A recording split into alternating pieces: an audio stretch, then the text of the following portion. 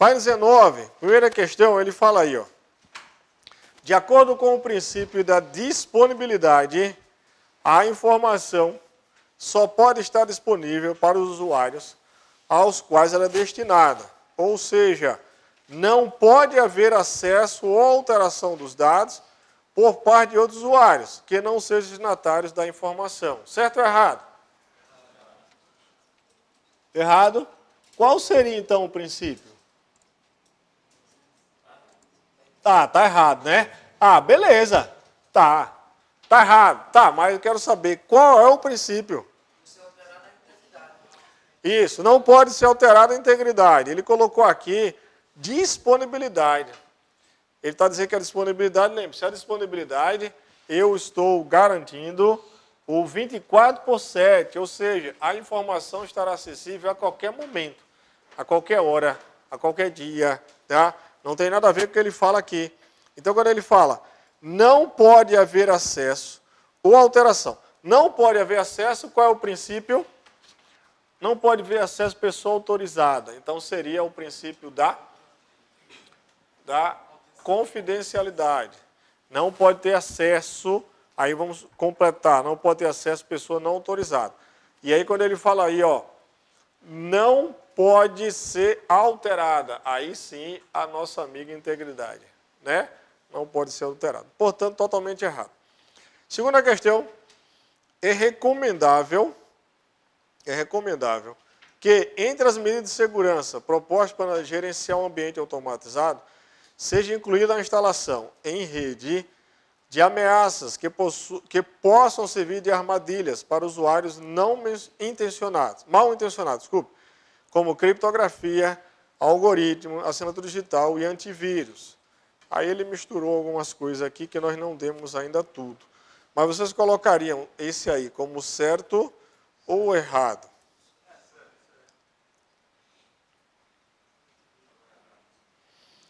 Olha, então você quer dizer que... cadê? Vamos ler de novo. É recomendável que entre as medidas de segurança propostas para gerenciar um ambiente automatizado, seja incluída a instalação em rede de ameaças, né? No caso, para bloquear essas ameaças, e não de ameaças, tá? Então, ou seja, criptografia, algoritmos, assinatura, parará, isso aí é para bloquear ameaças, né? Não é ameaça. Então, errado. Terceira questão. A política de mesa limpa e de tela limpa é medida essencial para a melhoria do controle de acesso lógico e físico em ambiente corporativo seguro. Uma política alternativa seria a instalação de um sistema de single sign-on no ambiente de sistema de informações corporativo. Isso aí a gente pula porque a gente não vê isso daí. E garanto a vocês que não cai na sua prova, tá? Não deveria nem estar aqui uma questão como essa. Depois eu explico melhor o que diabo é isso aí, tá? Não deveria estar aqui não. Vamos lá. Quarta questão. Segundo os padrões internacionais de segurança de informação, ISO, IEC, 17, isso são normas, tá? A propriedade básica de segurança que garante que a informação manipulada mantenha todas as características originais estabelecidas pelo proprietário da informação, incluindo o controle de mudanças de ciclo de vida, é o quê? Qual? Olha só, ele está dizendo que garante que a informação manipulada mantenha todas as características originais, ou seja, eu vou enviar uma mensagem para outra pessoa e garanto que ela não foi manipulada. Incluindo controles, ou seja, a nossa amiga integridade, tá? Integridade. Joia. Vamos aí, vamos à página 20, por favor. Oi? Já está na hora? Vixe Maria, que coisa, né? Rapaz, o pessoal para dizer a hora é rápido, né? Beleza. Ah, já se levantou, vamos? Beleza, vamos tomar um café. Retomando, vejam aí a questão, olha, página 20, por favor. Vamos fazer algumas questões maravilhosas, que eu tenho certeza que todos vão acertar agora, né? Todos vão acertar. Vamos lá. Questão 20, primeira questão, ele fala aí, ó. A mensagem criptografada com a chave pública do destinatário garante que somente quem gerou a informação criptografada e o destinatário sejam capazes de abri-la. Certo ou errado? Ó, o que ele está falando aqui, ó? O que ele está falando aqui? Ele está falando de criptografia assimétrica, não é isso? Tá? Criptografia assimétrica. Vamos lá aqui, ó. Vamos aqui. Vamos colocar mais fácil aqui. Olha só. O Paulo, que é o remetente, criptografou a mensagem. Ele já criptografou com a chave pública de quem? Do André. Depois que ele criptografou, ele pode abrir essa mensagem? Não. Ele pode ler antes, porque ele não criptografou. A partir do momento que ele criptografou a mensagem, somente a pessoa que tem a chave que casa perfeitamente com essa mensagem pode abri-la. Só quem pode abri-la agora é o destinatário, que é o André, que é o único que tem a chave que casa perfeitamente com a chave pública. É a chave privada do destinatário, que é o André. Portanto, a questão ela está errada, porque ele falou que garante quem gerou a informação destinatário. Não. Quem pode abrir é o destinatário. Quem gerou, não. Quem gerou, não. Eita. Vamos lá. Errado. 2. O gerenciamento das chaves criptográficas tem grande influência sobre o uso adequado de procedimento de criptografia, como ocorre no caso da criptografia assimétrica, que depende da preservação do estrito sigilo das chaves criptográficas privadas. Aí, olha o que eu falei para vocês do exemplo daquela senhora que entregou o token dela para o colega dela, tá? Ou seja, tem que se garantir o sigilo da chave criptografada privada. Tem que estar com a pessoa. Aí você garante o sigilo. Somente você tem aquele par de chaves. Tranquilo? Joia? Joia. Então a questão ela está correta. Muito bem. Acertou. Muito bem. Olha só. Item 3. Vamos lá. A criptografia, mecanismo de segurança, auxiliar na preservação da confidencialidade de um documento, transforma, por meio de uma chave de codificação, o texto que se pretende proteger. Certo ou errado? Certo, porque na verdade é isso mesmo. Ou seja, é criptografia, ó, grava lá, ó, C de confidencialidade, C de criptografia, CC. Uma ex-empregada nossa, nós a chamávamos de CC. Ela não sabia por quê, né? Ela achava que era porque o nome dela era Cícera. Mas eu falava porque quando ela começava a falar, ninguém entendia. Era tudo criptografado, tá? Então era CC. Digo, CC, minha filha, tá? Então, enfim. Então a questão ela está correta, tá? Está correta. A gente vai pular essa questão 4 aí, tá? Ela não interessa aí para vocês. Vamos pôr a questão 4 aí. Vamos fazer da página 21, vamos fazer a questão 1, 2 e 3, tá? Só 1, 2 e 3. Vamos lá. Na página 21, deixa eu só ver se era isso mesmo. Na página 21, questão 1, ele fala assim, ó. Por princípio, considera-se que qualquer documento assinado digitalmente está criptografado. Certo ou errado? Muito bem, certamente errado. Olha, muito bem, errado, gostei. Ó, olha só. Olha só. Quando nós falamos sobre assinatura digital, nós falamos que o João, ele usa a chave privada do José, que é o remetente, apenas para provar para ele, José, que foi João que enviou a mensagem. Então, ou seja, eu não estou aqui, como a questão fala, qualquer documento assinado digitalmente está criptografado, não. A criptografia aqui é a assinatura.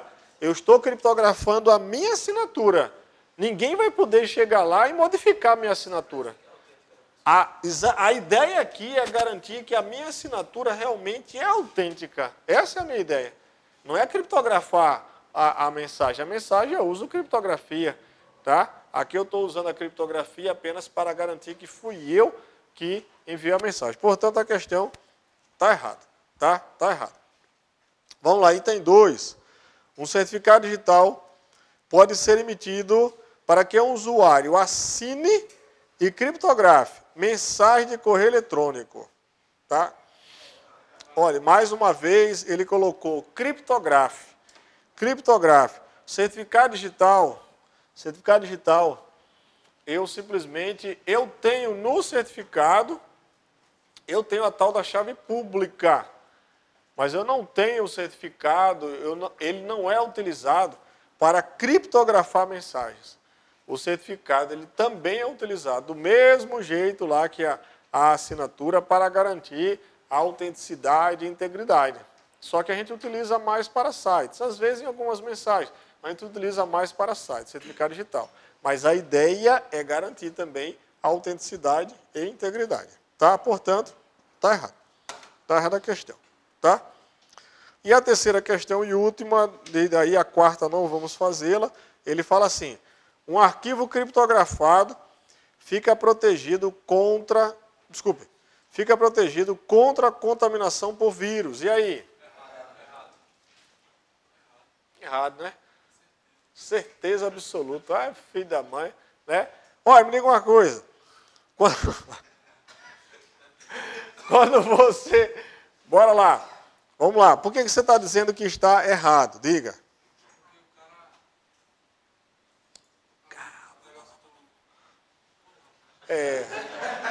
Rapaz. Olha.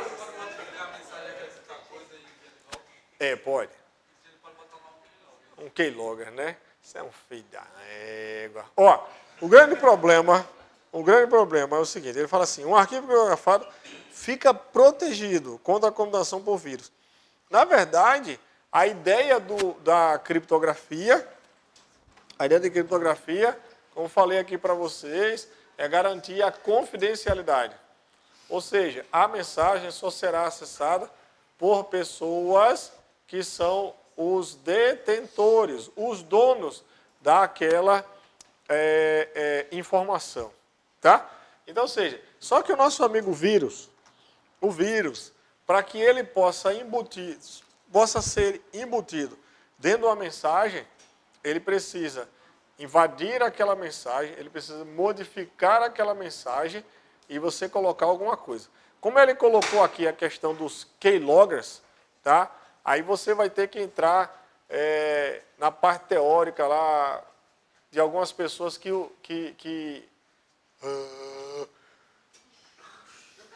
vou voltar. Aquelas pessoas que acham que...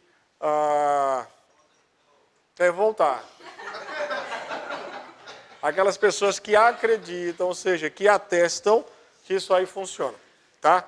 Particularmente, sim, teoricamente, um vírus ele pode atacar um arquivo criptografado. Por quê? Porque, na verdade, o camarada vai colocar ali informações que ele não sabe o que está fazendo, mas está colocando. Já vários outros autores consideram que isso não é possível. Tá, mas aqui é prova CESP. Aí o CESP coloca que sim, mas sinceramente tá? Tecnicamente, se essa questão fosse técnica, eu colocaria assim, certo. Como a questão não é técnica, é errado. Tá? Beleza? Vamos trabalhar um pouquinho? Bora. Para vocês, errado. Bora trabalhar um pouquinho? Bora, vamos trabalhar um pouquinho. Isso, está certo ou está errado? Olha, um arquivo criptografado fica protegido contra a contaminação por vírus. Errado. Ó, vamos lá. Vamos trabalhar? Bora, vamos trabalhar. Minha gente, ó, ficou faltando uma besteirinha aqui. E aí a gente fala rapidamente e já parte para umas coisas bem mais interessantes. Ainda dentro de segurança. Ó, veja bem. Para você ter desses certificados digitais, eu preciso que alguém emita esse certificado. Nós chamamos de autoridades certificadoras, tá? São as ACs. E as autoridades certificadoras, elas emitem esse certificado seguindo a hierarquia. Existe uma autoridade chamada autoridade certificadora raiz. Ela, para a sua prova, e é assim que funciona, ela na realidade ela só serve para se autocertificar e certificar as autoridades certificadoras secundárias. Ou seja, ela, nessa hierarquia, é a única que consegue se autocertificar e certificar as outras. Tá? Ela, é isso que você não pode cair na pegadinha, a autoridade certificadora raiz nunca emitirá para você, por mais importante que você seja, um certificado digital. Ela emite, na verdade, para autoridades certificadoras secundárias, mas para você não. Para você entender um pouco mais, essa é mais ou menos a hierarquia que nós temos no nosso país, em outros países, segue mais ou menos a mesma linha. Tá? Nós temos uma única autoridade certificadora raiz, tá? Raiz. Essa autoridade certificadora, ela se autocertifica, ou seja, ela renova o certificado digital dela e ela certifica as autoridades certificadoras secundárias. E são essas autoridades certificadoras que vão emitir o tal do certificado digital para empresa, pessoas e assim por diante. Tá? A pessoa física ou jurídica, ela vai procurar uma, que na verdade aqui a gente coloca com o nome de AR, que são os pontos de atendimento. No dia a dia, aqui, quando você olha a norma, essa AR é como se fosse uma empresa separada. Na vida prática não é. Na verdade, essa AR, ela é, na verdade, um setor ali dentro daquela C. Por exemplo, Caixa Econômica Federal. Se eu andar aqui um pouquinho. A Caixa Econômica Federal, que aqui não está, está aqui, a Caixa, ela é uma autoridade certificadora secundária, como várias outras. Na verdade, você se encaminha até a AR, ou até a Caixa Econômica, e lá dentro ela tem uma área onde ele vai receber os seus documentos e tudo mais. Atestando o seu documento, ele encaminha para outra área dentro da própria Caixa para emitir o seu par de chaves que irão assinar o seu certificado. Mas é tudo dentro da própria empresa, é o padrão. Mas quando você vai ler a norma separa tudo certinho. Porque pode existir ARs fora das ACs, que não é muito comum, tá? Mas a ideia é, para você saber para a sua prova, você tem aqui, ó, a autoridade certificadora raiz, que serve para certificar ela própria e as secundárias. Você procura uma R para entregar toda a sua documentação. Essa documentação é emitida para uma autoridade certificadora. Essa autoridade certificadora emite o certificado para você, empresa ou pessoa jurídica, ou pessoa física. Tá? Na vida prática, esses caras, na verdade, estão tudo dentro, tudo agregado, dentro de um só. No nosso país, nós temos algumas autoridades... Oi, diga aí.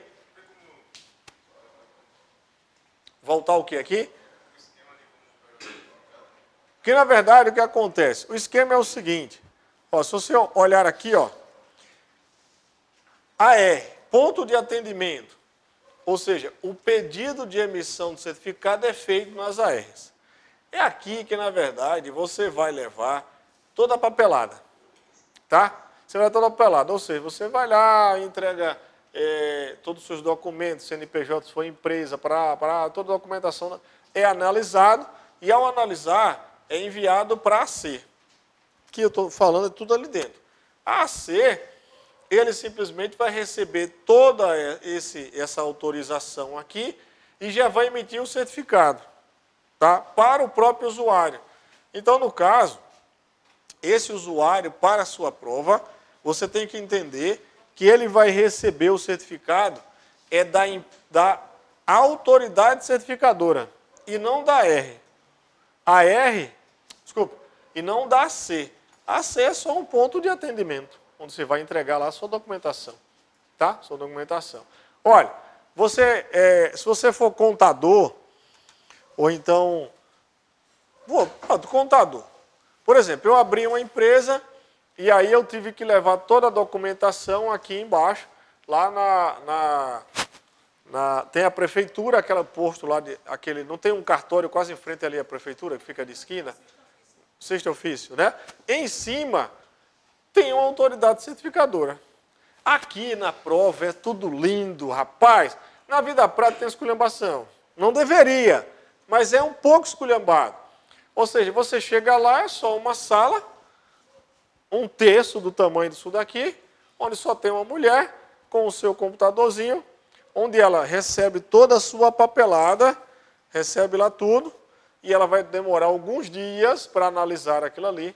Se der tudo certo, ela vai emitir um certificado para o seu contador, que nada mais é do que um arquivo que ela entrega no pendrive. Porque a raiz só serve para emitir o certificado para eles. E a secundária, não pense que é algo besta não, viu? Olha, a Receita Federal é autoridade secundária. Por quê? Porque todo mundo que não seja raiz é secundário.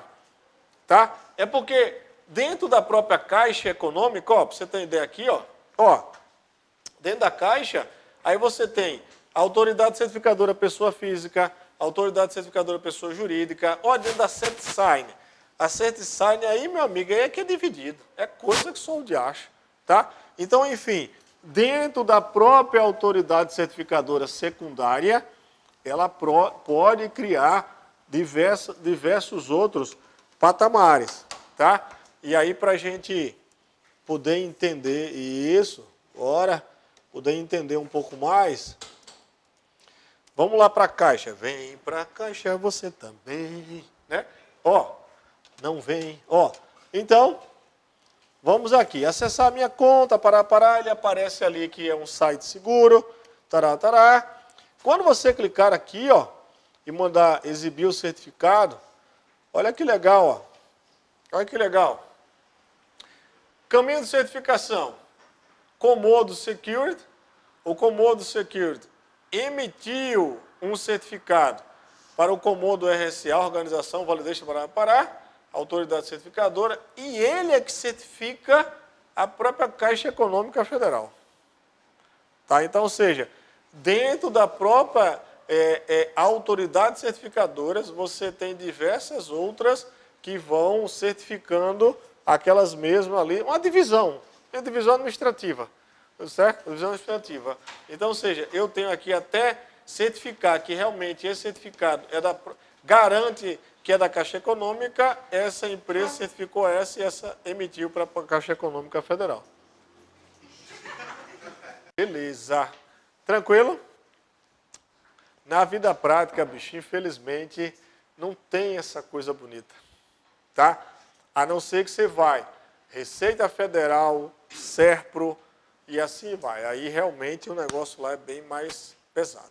Tá? Tranquilo? Tranquilo. Bora. Tipo certificado, isso aí no caso é para vocês conhecerem. Não tem caído muito em prova, mas tem que ser falado. O certificado tipo A, A1, A2, A3, A4 é para identificação e autenticação.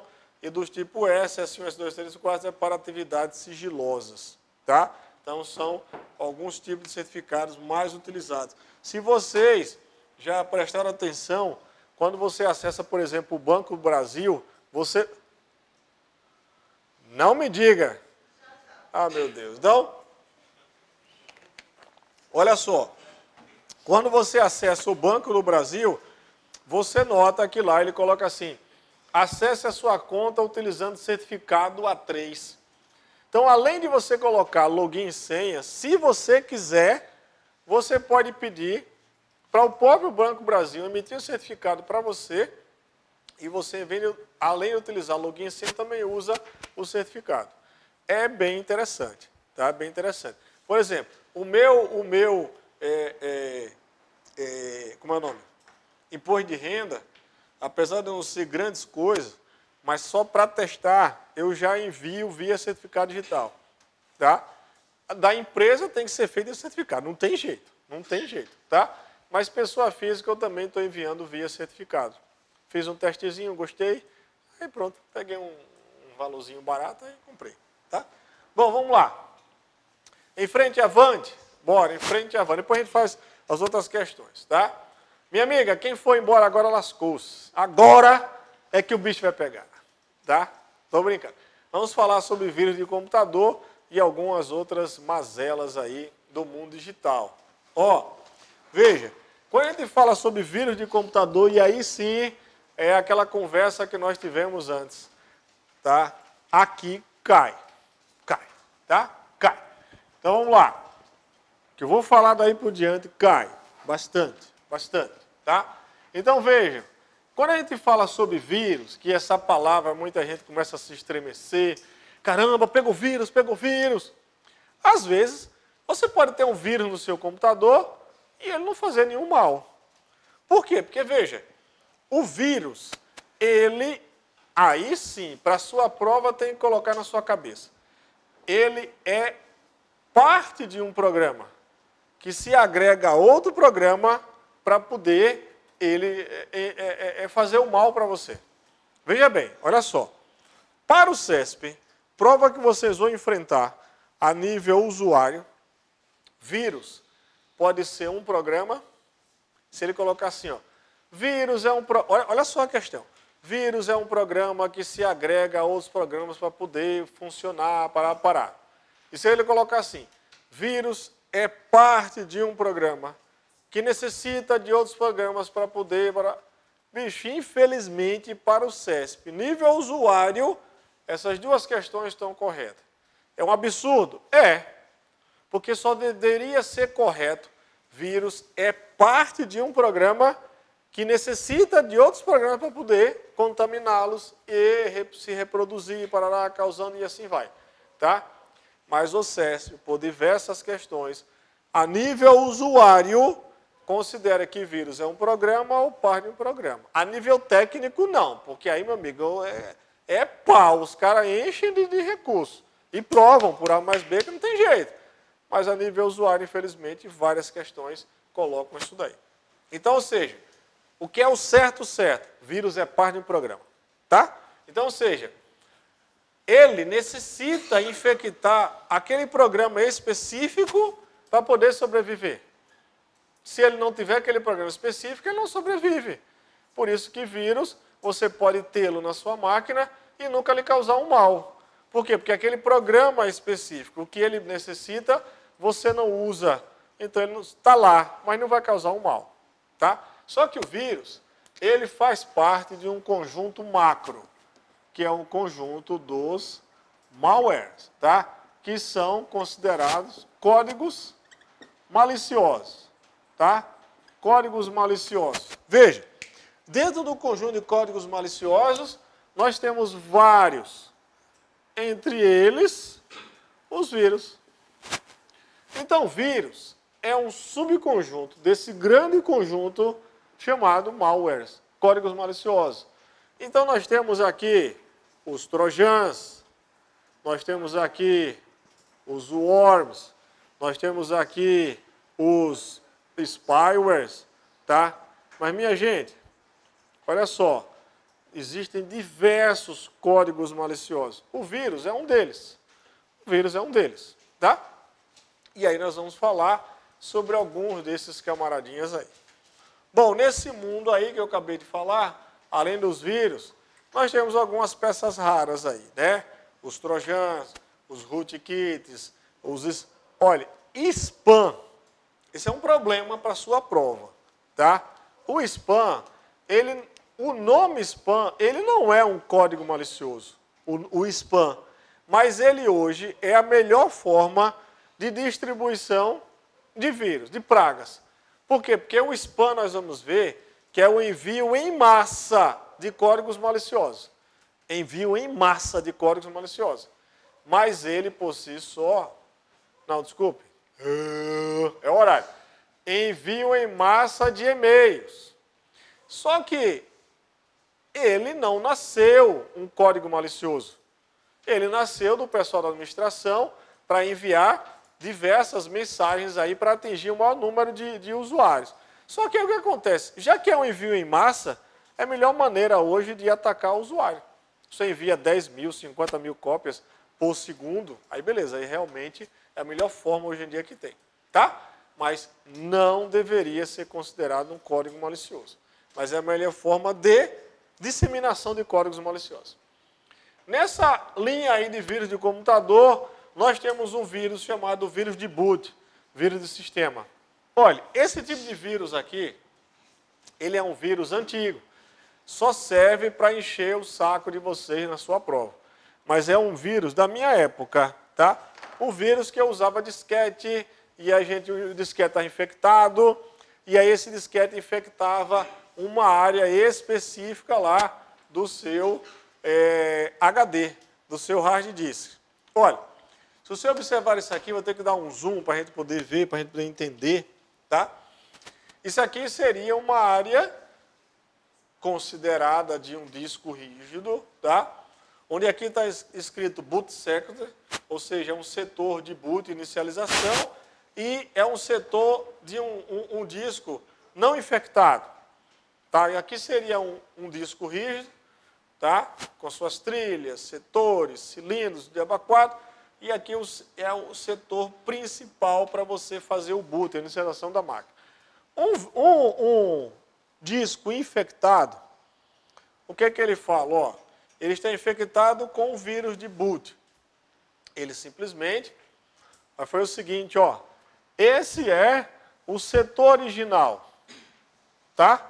E aqui, na realidade, ó, é um boot, um setor de boot replicado pelo vírus.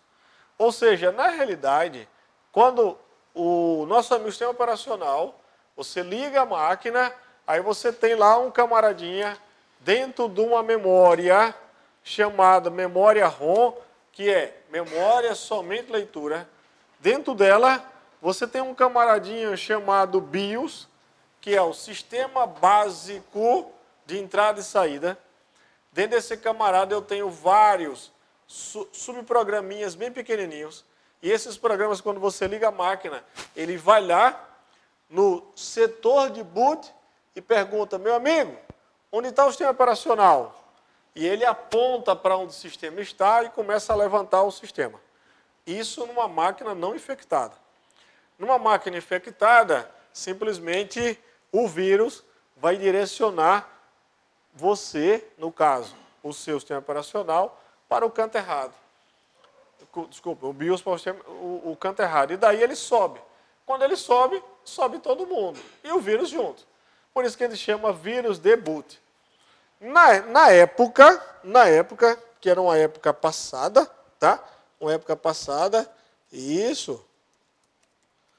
Como é que o camarada faz uma besteira dessa? Tá? Todo mundo querendo ver a senha, né? Oh, meu Deus, não aparece não. Ó, então o que acontece? Na época passada, isso aqui acontecia bastante, porque a gente usava bastante disquete. Olha, tá chovendo, tem greve aí do pessoal. Beleza, gente? Boa noite. Então, olha só, veja, o que acontece? Saiu mesmo. Olha só, veja. Então, tchau. Então, veja.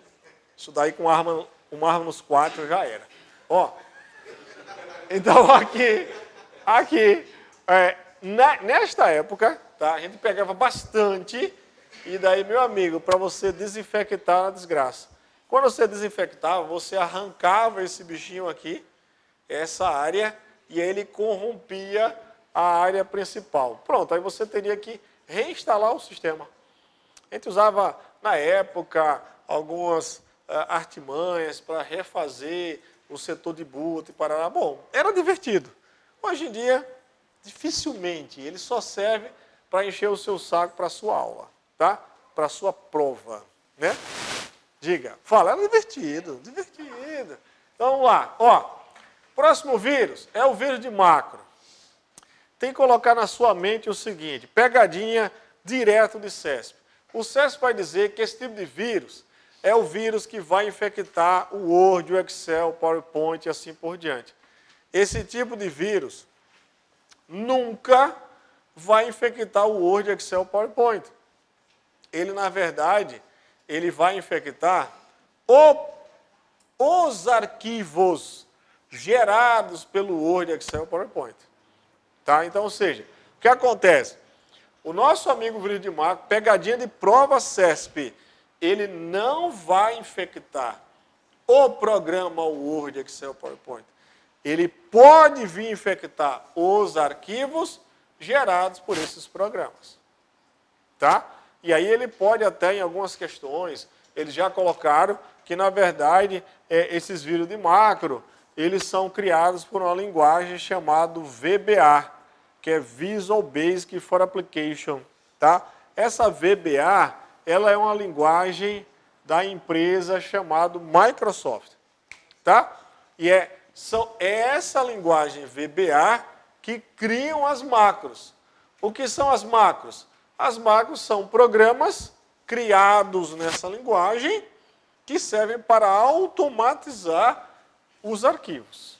Tá? Então, ou seja, se o programa, a macro está infectado, aí sim, e você for usar, aí sim você pode infectar os seus arquivos. O seu programa não, os seus arquivos. Tá? A pegadinha que eles fazem em prova é isso. Eles gostam de dizer que a macro vai infectar o programa. Não, a macro infecta, se infectar, estiver infectado, os arquivos. Joia? Esse sim, o vírus de executável, esse sim, é que pode vir a afetar os programas. Porque o vírus executável, ele vai realmente atacar todas essas extensões. E essas são as extensões de programas. Tá? De programas. Então, o Word pode ser infectado por vírus executável? Pode. O Excel, PowerPoint, qualquer tipo de programa, desde que tenha essas extensões. Tá? Se você observar no seu dia a dia, quando você quer abrir o seu programinha, por exemplo, se você quer abrir o seu amigo Word, o seu amigo Excel, ou qualquer outro, o que é que você faz? Bom, no meu caso, eu já pego logo o atalho aqui embaixo. Né? Você está aqui, na sua barra de tarefas, eu clico aqui no programa Word, beleza. Eu já abro o programa Word, que ele é original, né? O meu original, não tem problema de ativação, parará. Beleza, esse é o Word. Todo mundo conhece ele. Só que aí eu posso fazer de outra forma. Tá? Posso fazer de outra forma. Eu posso vir aqui embaixo, já libero aqui para vocês, e eu posso colocar assim, o WinWord. E aí eu posso colocar assim, o winword.exe. Ou seja, o winword.exe é justamente o nome do programa executável, do arquivo executável do Word. Tá aí o Word de novo aí. Tá? Então, ou seja, é por isso que a gente fala dessas extensões, exe, DLL, por quê? Porque essas são extensões de programas.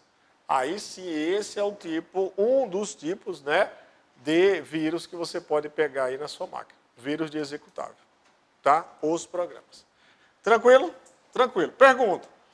Se vem na prova assim, podemos observar que o sistema Windows, muito sujeito a diversos tipos de vírus, é bem diferente dos sistemas Linux, totalmente imune a vírus. Certo ou errado? Não vimos o Windows, não vimos Linux. Totalmente errado. Não existe sistema imune a vírus. Tá? Oi?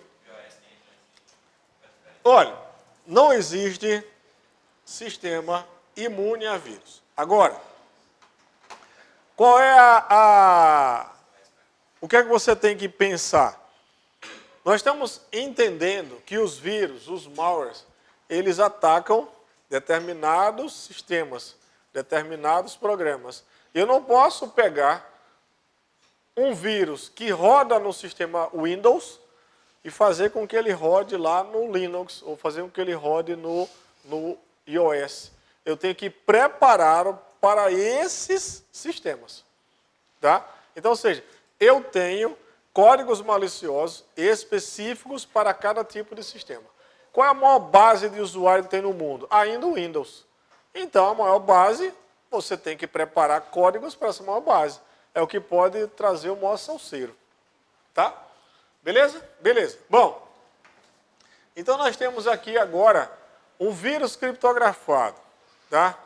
O vírus criptografado é um vírus, agora virustos, ó,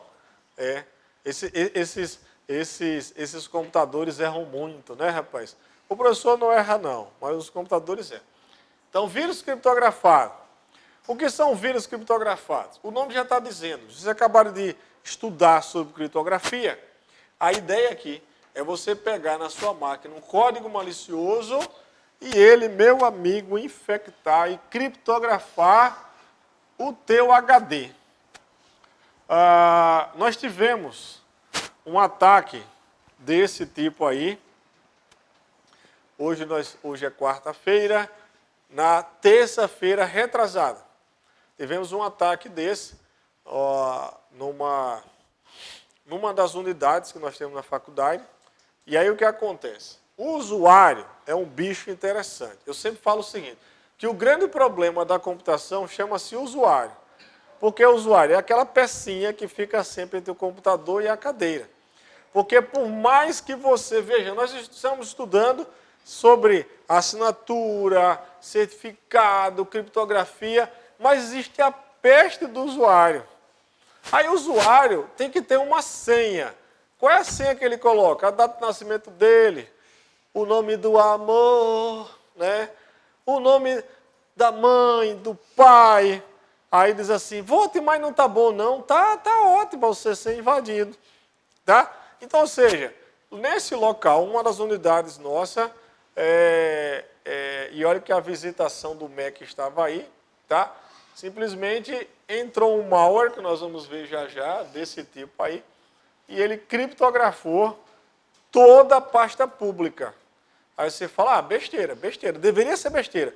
Mas o peste do usuário, ele colocou tudo na pública, em vez de colocar nos seus devidos setores. Aí pronto, simplesmente não adianta. A hora que esse vírus entrar na sua máquina, você pode chorar.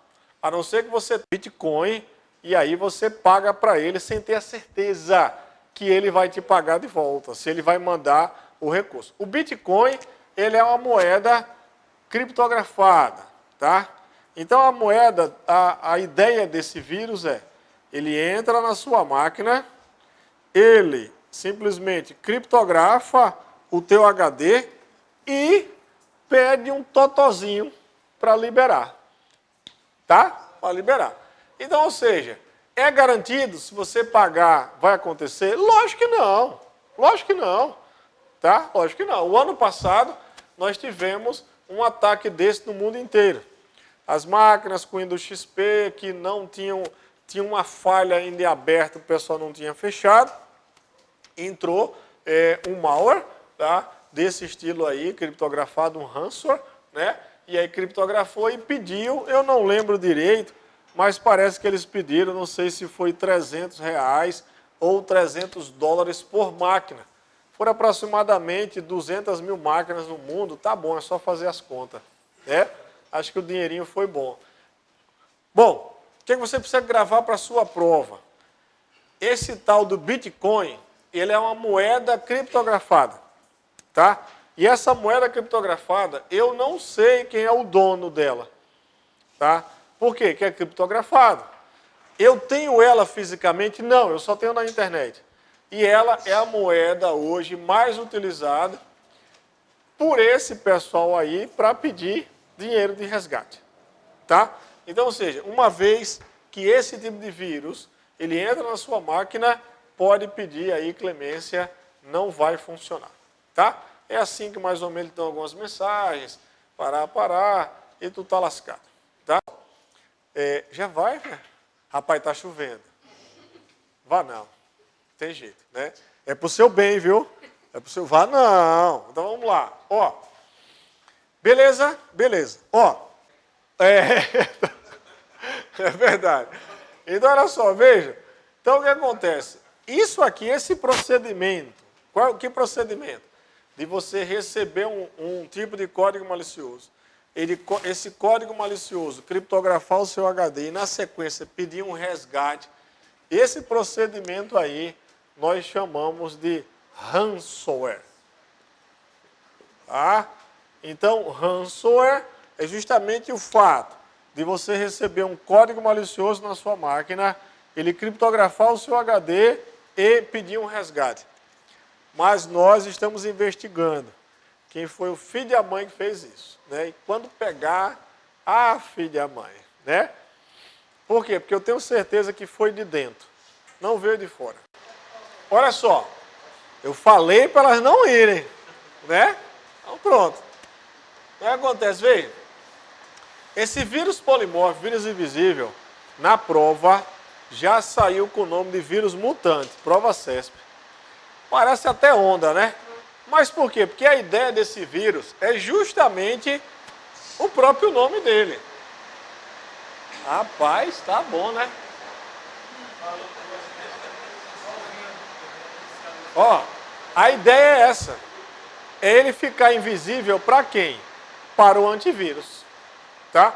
Então a ideia desse vírus é ele ficar mudando o tempo todo o código dele para que ele possa se esconder do antivírus.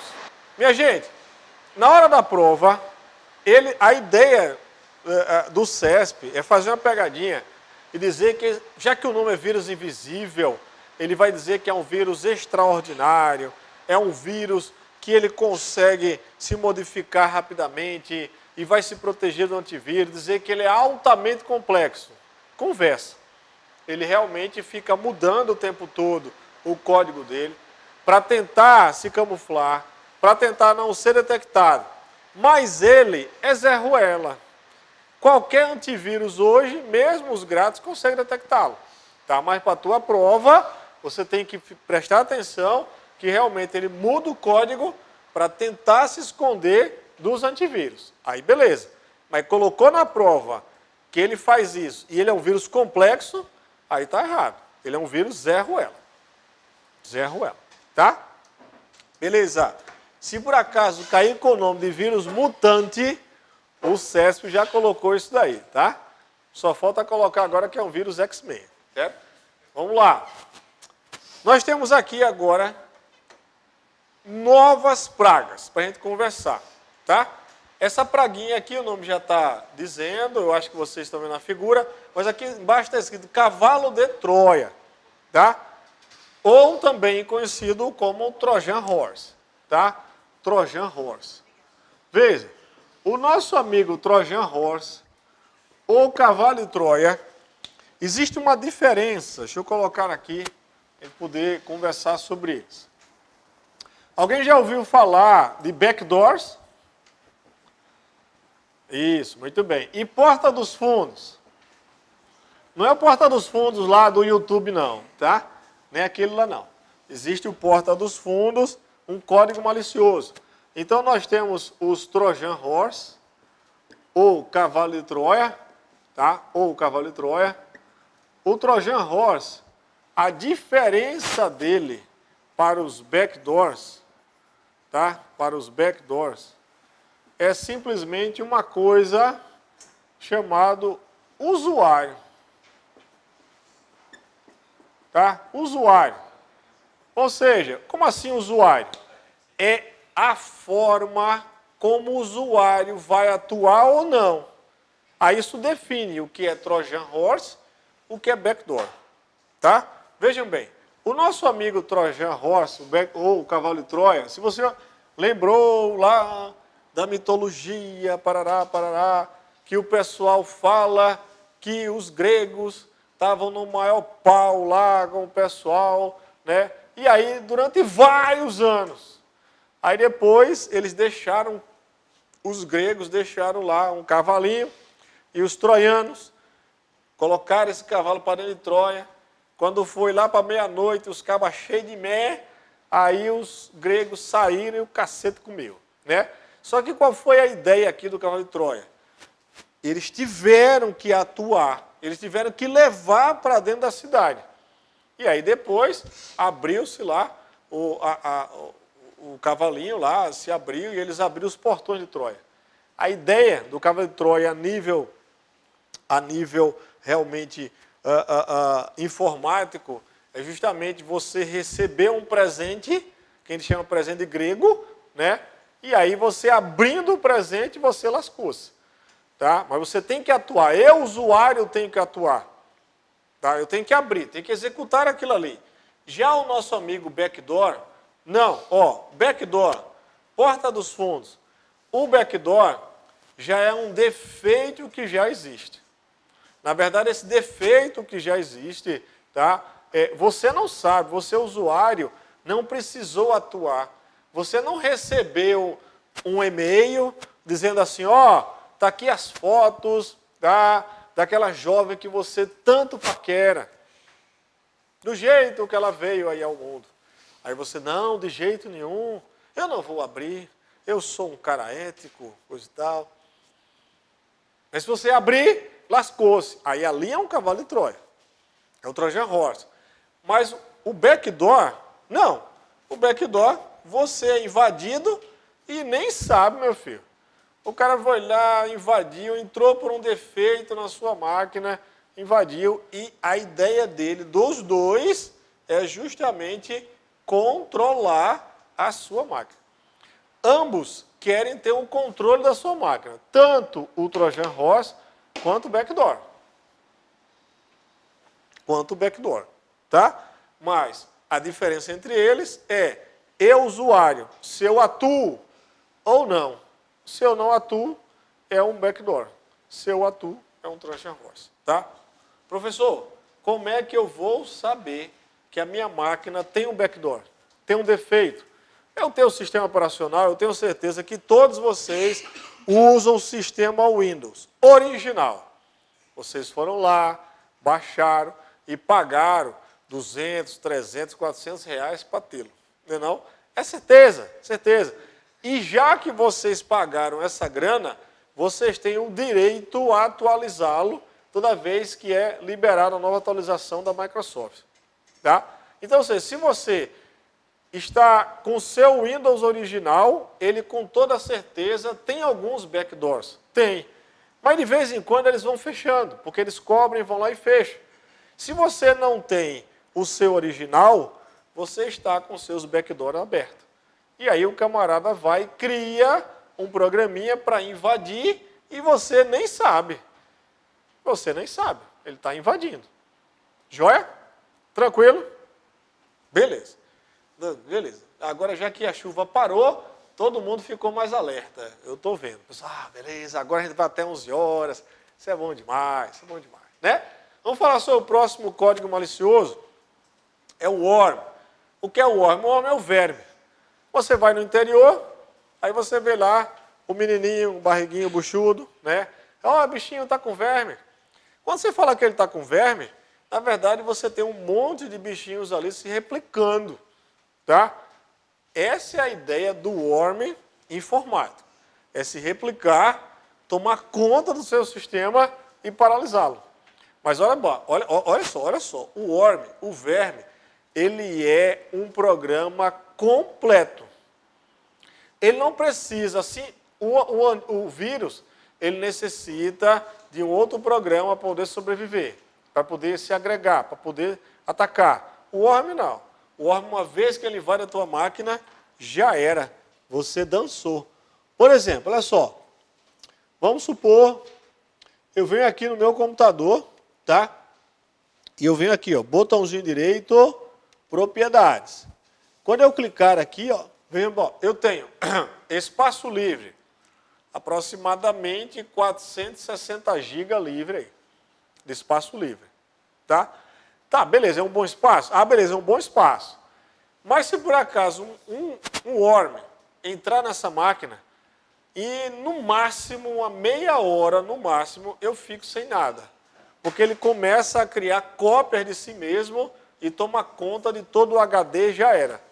Se por acaso tiver com o meu e-mail aberto, ele já acessa a internet, pega todos os meus contatos, reenvia para todos os meus contatos. Se por acaso eu tiver em rede de computadores, uma vez entrou na máquina, tem rede de mapeamento, ele vai e vai se multiplicando pela rede para infectar todas as máquinas da rede. É uma beleza, é uma beleza. Tá? Ou seja, e o que é que ele faz? Bom, ele simplesmente paralisou o sistema por você não ter mais onde gravar as coisas, por replicação. Tá? Beleza? Então, ou seja, ele é um programa completo, diferentemente dos vírus, que são parte de um programa. Joia? Minha amiga que já se entregou aos braços de Morfeu. Tá tranquila? O soninho estava bom. Eita, retalho. Então vamos lá. Ó, mas vamos para frente. Olha, enquanto você está dormindo, alguém pode estar te pescando, tá? Os seus dados. Olha só, esse negócio de pescar dados, phishing, tá? Phishing. Bom, o phishing, a ideia do phishing realmente é pescar. Mas pescar quem? O mané, como nós, tá? Ele vai pescar o nosso número de cartão de crédito, nossa senha bancária, a nossa caixa de e-mail, os nossos dados do nosso computador, para fazer nada de bom, tá? Para utilizar em benefício próprio. Mas ele vai capturar, vai buscar essas informações, vai fazer isso daí. Bom, você pode cair diretamente numa página falsa, como essa aqui, já é uma página fraudulenta, muito difícil você já cair direto nela, tá? O padrão é você ser levado até ela. Por exemplo, concurseiro é aquele ser que ele conta o dinheiro todos os dias, né? Ele vai lá e fala, rapaz, será que eu vou ter o dinheiro para pagar a mensalidade? Será que eu vou ter o dinheiro para comprar a apostila? Será que eu vou ter o dinheiro para comprar as aulas de informática? Então, não, isso aí não precisa ter dinheiro não, que eu garanto que vocês não vão querer comprar. Então, vamos lá. Ó, então, o que acontece? Você recebe um e-mail descontos de até 95%. Meu irmão, isso é agora. É agora, meu amigo, que eu vou realmente acessar aí e vou comprar tudo o que eu quero. Só que aí, veja bem, você tem um determinado site que você acha, tá? Que você clicando, você será direcionado para aquele site. Bom, se você olhar aqui, ó, clica sentar no atendimento, clicando aqui. Isso aqui não tem nada a ver com o tal do site que se diz ser o submarino. Mas se você clicar, você vai ser levado realmente para um site que ele vai ser igual ou quase igual ao site que se diz ser. Nesse caso aqui, ele está dizendo que é o submarino. Você clicou, é levado para lá, e aí você vai fazer as transações e ele está capturando suas informações. Tá? Ou você pode receber, como nesse caso aqui, um e-mail que se diz ser da Caixa Econômica Federal para você atualizar os seus dados. Se você observar de mais de perto, tá? Você vai ver, ó, que aqui esse link, ó, já no final já tem atualização .exe. O que é interessante é que muita gente ainda clica nessa desgraça. É algo impressionante, tá? Aí você clica, é levado para um site que se diz ser da Caixa, mas automaticamente ele já baixa o código malicioso, se executa e captura suas informações, tá? Agora, minha gente, aparentemente, eu garanto que ninguém vai clicar nesses links. Mas vamos dar um exemplo. Você está nessa vida aqui dura, coisa e tal. Por exemplo, tem um cara de coach aí na internet que eu estava ouvindo um depoimento dele bem interessante. Tá? Ele lançou um livro com o professor William Douglas. E aí ele dizendo que ele, na realidade, teve uma época da vida dele que ele até passou fome, que ele queria se matar, ele conta tudo isso no livro, né? E aí bem interessante. Só que aí, veja bem, você está nessa situação, lascado, devendo só a duas pessoas, a Deus e o mundo. Aí você recebe um e-mail dizendo assim, ó, temos uma importante notícia para você, vamos renegociar sua dívida. Meu irmão, tu está devendo algo em torno de uns 200 mil conto. O cara está lá, e calha que aquele e-mail é uma das empresas que você está devendo. Rapaz, você clica. Você está dizendo que não clica agora, porque é do Bradesco? nem conta você tem, Caixa Econômica, mas a galera é persuasiva. Ah, meu irmão, é persuasiva. Isso aqui é mal feito, mas tem alguns que são bem feitos. Então, cuidado com isso no seu dia a dia, tá? Que a galera está se aperfeiçoando cada vez mais. Oi? De jeito nenhum. Banco não entra em contato por e-mail. Banco não entra, tá? Mas vários outros entram, né? Vários outros entram. Então, vamos lá. Então, tá? O phishing é justamente você... Normalmente, você recebe um e-mail com alguma promoção, alguma coisa maravilhosa, pedindo para você clicar, te remete a um site que você acha que é o site verdadeiro, você vai colocar os seus dados lá e com certeza você terá uma surpresa desagradável. Já o Farm ele é um ataque bem mais poderoso do que o phishing. Veja, o phishing ele vai atacar pessoa a pessoa. O Farm aqui, se você observar, ele está colocando, ó, qual foi o local que ele atacou? O servidor DNS, tá? Então, ele está atacando não eu, usuário, diretamente, ataca indiretamente, mas ele vai atacar justamente o servidor, tá? A empresa que eu estou utilizando para navegar. E a hora que ele tem posse no meu servidor DNS, eu posso redirecionar todos os usuários daquela empresa para onde eu quiser. Até, por exemplo, uma simples página do Facebook, a hora que eu colocar Facebook, parará, o cara vai lá e redireciona você para uma página falsa.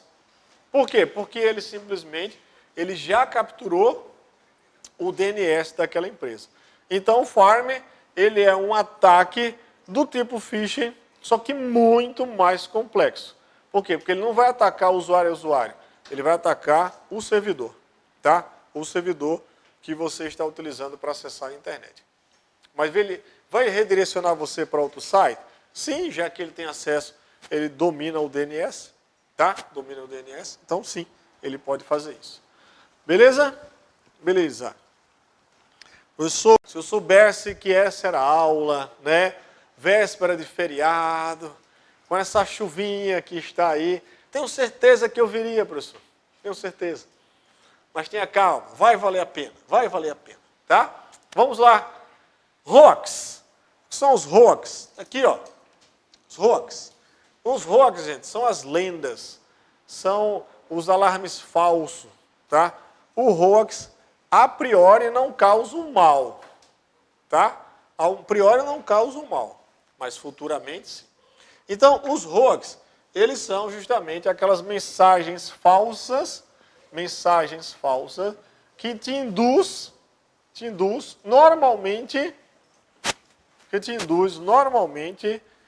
ao usuário repassar aquela mensagem para todos os seus contatos. Então, ou seja, os hoax são mensagens falsas, são lendas, né, que induz o usuário a reenviá-lo para todos os seus contatos. Você fala, pô, mas isso não é ruim, não. É não. Olha só, você não já recebeu aqueles e-mails dizendo assim, olha, aquele remédio tal está fazendo mal. E quem é mãe? Ah, meu filho, repassa para todas as mães do grupo. Isso é certeza, certeza. É isso que o hoax quer, tá? Ó, eu tenho certeza que você, mãe ou pai, vai repassar aquela mensagem, colocando todo mundo no campo para ou no CC. O campo para, o CC é a cópia carbonada, tá? Como para o CC, ele tem a mesma funcionalidade hoje em dia, ou seja, se você colocar 10 pessoas aqui, for válido, as 10 receberão. Ou se você colocar os 10 aqui, as 10 também receberão. Para que tem então para e CC? É porque no começo, quando ele foi criado, o para é para ser enviado para o principal e o CC é o Zé Ruela, cópia carbonada. Mas no final, hoje em dia, faz a mesma coisa, tá? Enfim. Mas qual é a ideia do hoax? Quando você enviar para essas 20 pessoas, essas 20 pessoas, o que acontece? Ele vai capturar, então, quando voltar para ele algum dia, ele vai ter acesso a todas as suas listas de contato. E aí sim, você vai começar a receber algumas mensagens de spam, ou então vai receber algumas mensagens dizendo, olha, abra aqui, está aqui o gabarito e assim por diante. Aí sim ele vai começar a te fazer o mal. Naquele momento que chegou aquela mensagem para você repassar, não está te fazendo mal. Ele vai te fazer o mal depois, tá? Professor, não acredito não, professor. Oxe, eu vou proteger o meu filho. Eu vou repassar para todo mundo. Tem até uma mensagem dizendo lá que se eu não repassar eu estou morto. Eu vou arder no fogo do inferno. Que é isso? Tem problema não. Então, já que você não quer encontrar com um pontudo, você faz o seguinte, ó. Coloca no campo CCO. Cópia carbonada oculta. Ou seja, tu não vai fazer mal a ninguém, a não ser a você. Porque quando ele mandar, em algum momento que voltar para ele só vai capturar o seu e-mail, já que você está repassando. Mas de todo mundo, já que é oculto, ele não vai ver. Você mandou 100 pessoas aqui na cópia carbonada oculta. As 100 não estão se vendo. Né? Não estão se vendo. Então o cara recebe e ele não tem acesso aos seus contatos. Beleza? Então só fez repassar algo que não é verdadeiro, mas você ficou tranquilo, ficou tranquilinho. Tá? Beleza? Tem mais coisas para a gente ver. Sugiro que vocês leiam aí o restante dessa parte aí, para na próxima aula a gente já andar um pouco mais. Minha gente, bom feriado, tá? Para quem não vai trabalhar na sexta como eu, bom feriadão.